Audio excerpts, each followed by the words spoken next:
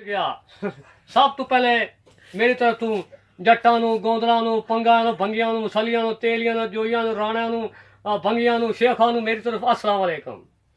लो जी new show दी लारियां मैनूं लगदियां बड़ियां प्यारियां, ਉਹ ਵੀ ਤੈਨੂੰ ਲਾਰੀਆਂ ਜਿਹਨੂੰ ਧੱਕਾ ਲਾਉਣ ਸਵਾਰੀਆਂ।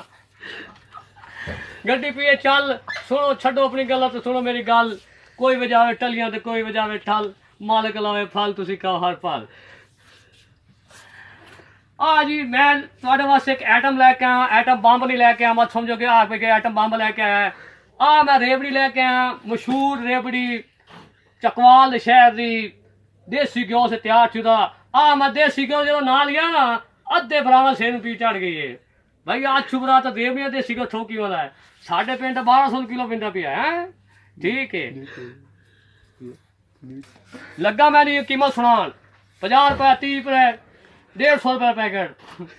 हूँ जेड़ा मेरी रेवड़ी जेड़ा मेरे पैसे ना कटे मेरी रेवड़ी कटे अच्छू भरा गेड़ा नहीं देना। फोन ला के मुँह आई नू मैं आप बड़ा बड़ा गेड़े देना समझ